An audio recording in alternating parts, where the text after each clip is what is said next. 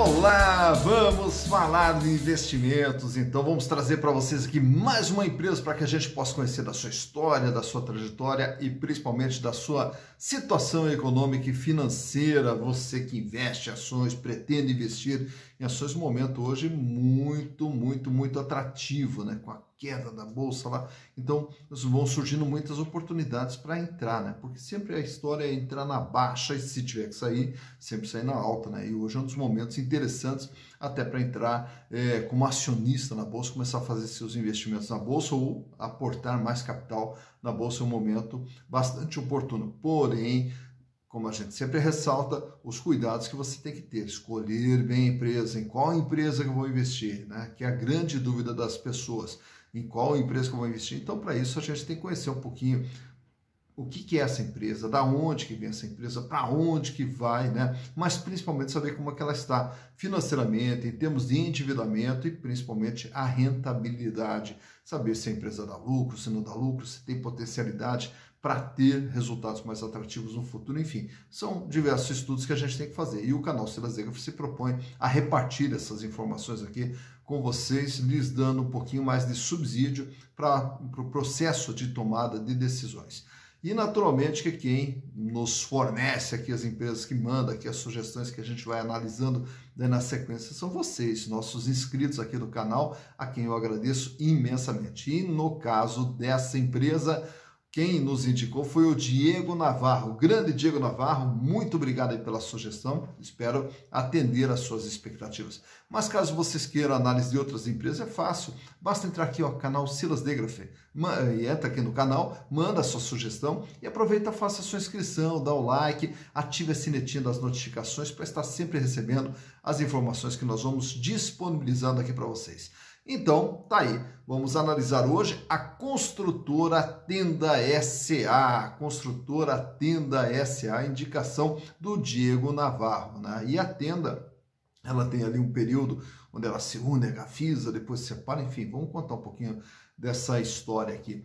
Como construtora Tenda mesmo, ela começa no ano de 1993 em Belo Horizonte. Então, é constituída ali a construtora Tenda. Tem uma outra construtora Tenda que veio lá dos anos 70 aproximadamente, mas a Tenda atual é essa aqui, que ela começa no ano de 1993 em Belo Horizonte. Aí começa, né, a fazer algumas obras ali em Belo Horizonte, e aí no final dos anos 90, ela vai ali crescendo um pouquinho, chega no ano de 1999, ela já coloca um pezinho em São Paulo, já começa também a construir no estado de São Paulo. Na sequência, a coisa vai indo, aí nós tivemos todo aquele período da estabilidade econômica em função do Plano Real, né? Então, com isso aí, os juros começaram a baixar, aí o crédito imobiliário começou a aparecer, né? E de uma forma mais tranquila para as pessoas poderem comprar seus imóveis, já que existia todo um déficit habitacional. E aí, nessa esteira, a Tenda foi crescendo. No ano de 2006,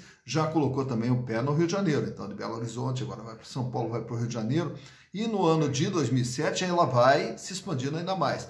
Aí vai também para Salvador, vai para Goiânia, vai para Vitória, vai para Brasília e começa a se expandir. E aí, no próprio ano de 2007, faz o IPO. Aí faz o IPO, se transforma numa sociedade anônima de capital aberto, recebe mais recursos e começa a crescer. No ano de 2008, ela incorpora uma empresa que era da Gafisa, que era a FIT Residencial. Mas nesse namoro com a Gafisa, aí o que aconteceu? Aí a Gafisa acabou incorporando a Tenda, porque a ideia o que era? Era a Gafisa atender ao público de classe média, classe alta, e a Tenda especializada no público classe baixa. Tanto é que daí no ano de 2009 veio daí o programa Minha Casa Minha Vida. Aí a Tenda foi deitando e rolando. Só que nesse crescimento todo da Tenda, que agora era da Gafisa, né, eles procuraram ter a chamada sinergia, o que acabou não acontecendo. E nesse crescimento a Tenda começou a ter prejuízos. Tanto é que no ano de 2012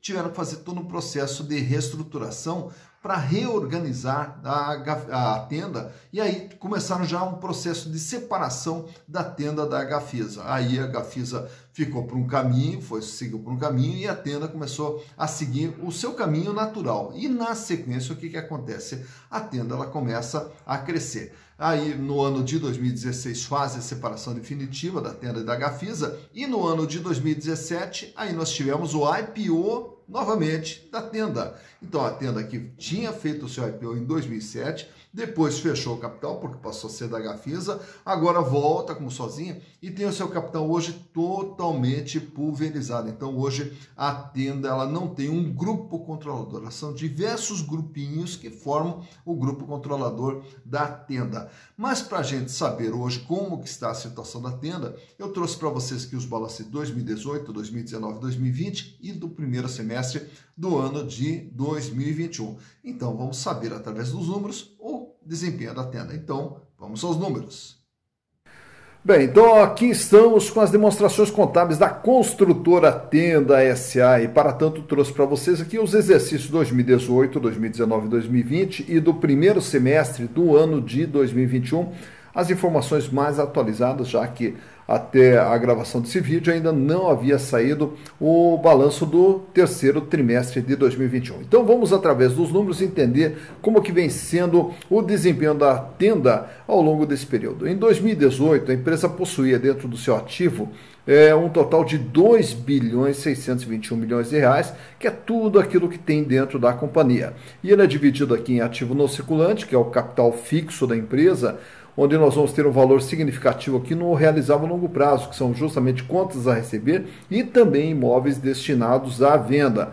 E aí, naturalmente, que o capital fixo mesmo ele acaba sendo bem pequeno aqui, investimentos 39 milhões, imobilizado 39, intangível 26.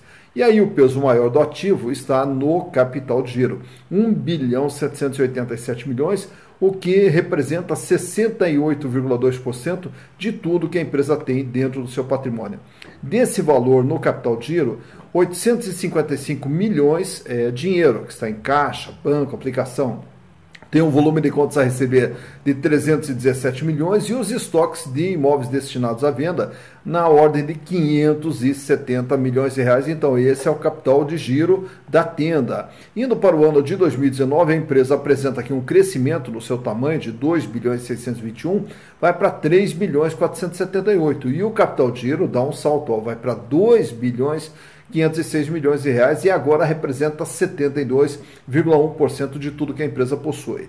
Aumenta o volume de dinheiro em caixa, 1 bilhão e 70, aumenta também um pouco aqui o contas a receber, 406 milhões, e o estoque aqui também dá um salto, vai para 955 milhões de reais de imóveis destinados à venda. Indo para o ano de 2020, a empresa vai para 4 bilhões 236 milhões de reais, e o capital de giro 2 bilhões 758. Apresenta aqui um crescimento nominal, porém uma queda na sua representatividade, que era de 72, cai para 65,1%. Aumenta um pouco mais o volume de dinheiro em caixa, 1 bilhão 305, aumenta aqui o contas a receber 562 e diminui os estoques de bens destinados à venda. E aqui a gente observa uma diminuição nos estoques de curto prazo, mas também aumenta aqui o realizável a longo prazo com estoques de imóveis destinados à venda para longo prazo, né? Indo para o primeiro semestre de 2021, nos 6 primeiros meses de 2021, a empresa tem agora um ativo total de 4 bilhões 434 milhões e o capital de giro permanece estável aqui com 2 bilhões 764 milhões. Diminui o volume de dinheiro em caixa para 945 milhões, diminui um pouquinho o contas a receber para 500 milhões e o estoque para curto prazo aumenta para 1 bilhão 177 milhões de reais. Então, está aqui o comportamento do capital de giro da construtora Tenda SA. Agora vamos ver o outro lado da história, os endividamentos. E os endividamentos a gente observa aqui no curto prazo, passivo circulante, no longo prazo, passivo não circulante, e o total do endividamento, que fechou em 2018 com 1 bilhão 417 milhões, o que equivale a 54,1% de tudo que a empresa possuía.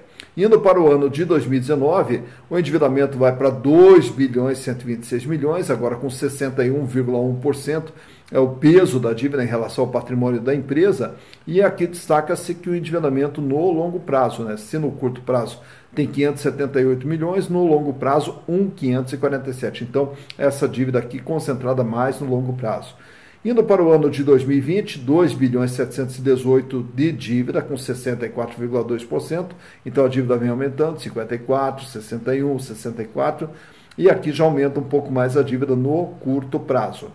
Indo para os 6 primeiros meses de 2021, uma dívida total de 2 bilhões 938, agora com 66,3%. E a dívida volta a ser concentrada no longo prazo. Então, observamos aqui um aumento gradual do endividamento da construtora Tenda. Já em termos de resultados, na DRE, então nós vamos observar aqui como que vem sendo o comportamento das vendas da construtora. 1 bilhão 681 milhões em 2018. Em 2019, a venda vai para 1 bilhão 950. Em 2020, mesmo com crise, mesmo com pandemia, faturou 2 bilhões 282 milhões de reais. E aí, nos 6 primeiros meses do ano, já tem 1 bilhão 301, o que sinaliza um faturamento total para 2021 na faixa de 2 bilhões e 600. Então, a empresa, a cada ano, vem crescendo o seu volume de vendas. Já mais importante do que a venda é o lucro que a empresa obtém, 201 milhões em 2018, 264 milhões em 2019. Em 2020, o lucro caiu aqui para 199 milhões de reais. E nos 6 primeiros meses do ano, acumula um lucro de 69 milhões, o que projeta algo em torno de 140 milhões de reais. Então, o lucro da empresa cai aí em 2020 e sinaliza uma queda agora para 2021 em relação ao lucro que a empresa vinha obtendo até o ano de 2019. Então, estão aqui os números apresentados pela construtora Tenda ao longo do período de 2018, 2019 e 2020. E aproveitando, trago para vocês aqui também os gráficos mostrando a liquidez, a capacidade de pagamento da empresa, para que a gente possa entender a sua situação financeira mais de perto. E a liquidez ela vai mostrar se a empresa tem capacidade de pagar suas dívidas ou não, com qual sobra que ela está trabalhando. Então vamos começar ali pela liquidez geral. A liquidez geral que começa 2018 com um índice de 1,77, recua para 1,57 em 2019, mais um recuo para 1,50 em 2020 e agora fechou nos 6 primeiros meses de 2021 com 1,42. Isso quer dizer, para cada R$1 de dívida que a empresa vai ter que pagar no curto, médio e longo prazo, ela dispõe de R$1,42. Paga e sobra, mostrando uma tranquilidade financeira, apesar da queda que esse índice vem tendo ao longo do período. Já na liquidez corrente, médio e curto prazo, se ela consegue pagar suas dívidas no curto prazo, ele sai com um índice muito bom lá de 3,94 em 2018, 4,33 em 2019, 2,27 em 2020 e fecha os 6 primeiros meses do ano com 2,80. Para cada R$1 de dívida que ela vai ter que pagar no curto prazo, ela dispõe de R$2,80. Paga e sobra bastante também, mostrando uma situação financeira extremamente confortável da Tenda. Já nesse outro gráfico, nós temos aqui os índices de endividamento, para saber qual é o tamanho da dívida da empresa e como que essa dívida vem se comportando. Ela sai com um índice de 54,1% em 2018, 61,1% em 2019, 64,1% em 2020 e agora nos 6 primeiros meses do ano fecha com 66,3%. Isso quer dizer, de tudo que a empresa tem, ela deve 66,3%, um índice que vem apresentando um crescimento aí ao longo do período. Já nesse outro gráfico eu trago para vocês aqui os índices de rentabilidade, quanto que a empresa ganha. Começando pela margem líquida, que é quanto ela ganha em relação àquilo que ela vende, em relação àquilo que ela gera de receita. Começa 2018 com 11,9%, vai para 13,6% em 2019, 8,8% em 2020 e agora nos 6 primeiros meses do ano ela está trabalhando com índice de 5,3%. Então essa margem líquida, depois que ela vende, tudo aquilo que ela gasta de custo, de despesa, o que sobra para ela? Nesse último semestre aqui, 5,3%. Já nas outras 3 barrinhas que nós temos ali, medem a rentabilidade do ativo, o retorno sobre o investimento feito dentro da empresa. 7,7% em 2018, 7,6% em 2019 e no ano de 2020, 4,7%. Isso quer dizer, em relação a todo investimento feito dentro da empresa, a empresa consegue gerar um ganho de 4,7%. E fechando as 3 barrinhas últimas ali, que refletem a rentabilidade do patrimônio líquido, que é o ganho do acionista. Em 2018, através dos lucros obtidos pela companhia, o acionista que tinha sua posição dentro da empresa teve um ganho de 16,7%. Em 2019, um ganho de 19,6%.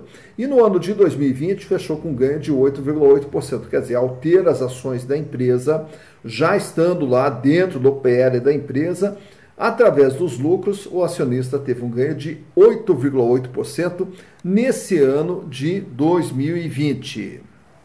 E aproveito aqui também e trago para vocês esse gráfico aqui, refletindo aqui os últimos 5 anos, que na verdade é desde 2017, desde que ela fez o seu IPO novamente, né?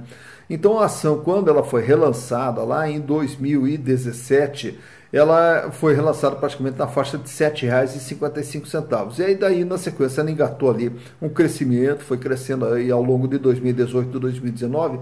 Ela teve seu pico lá no ano de 2020, quando ela chegou a bater em R$ 39, né? Só que daí na sequência, como todas as empresas, teve aquela época da pandemia que deu aquela despencada ali, ó. Aí ela apresenta aquela queda, fica ali trabalhando no nível de R$ 23, um pouco mais baixo, engata novamente uma subida, indo até R$ 35, e agora daí, como todas as demais empresas, ou pelo menos a grande maioria das empresas, vem apresentando uma queda, fechando a sua última cotação com R$ 17,06. Quero retratar também para vocês aqui o valor patrimonial da ação. O que é esse valor patrimonial? Em relação ao patrimônio da empresa, quanto que ela está valendo em relação ao seu patrimônio, né? E aí você já passa a ter uma comparação também com o valor de mercado, se ela está muito cara ou não.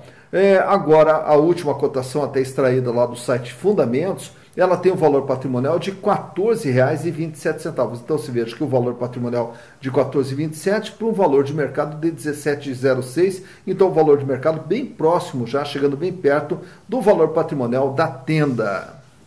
Tá, então, mais uma empresa analisada, a construtora Tenda SA, indicação lá do Diego Navarro, né? Mas vocês também, caso queiram mandar sugestão, entra aí no canal e manda também outras empresas que a gente analisa com o maior prazer, né?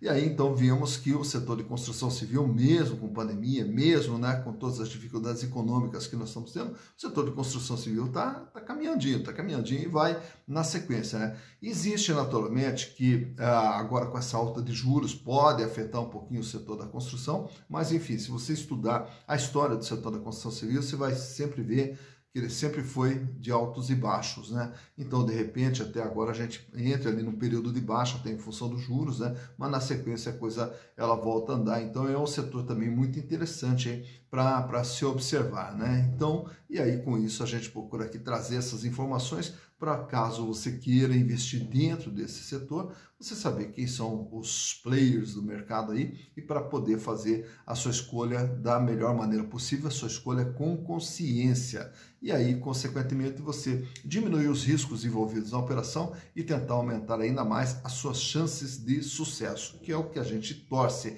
para que você consiga construir aos pouquinhos o seu patrimônio, vai construindo, para chegar lá na frente você ter uma vida cada vez melhor, uma vida cada vez mais digna, que é o que todos nós merecemos. Dito isso, bons investimentos para vocês!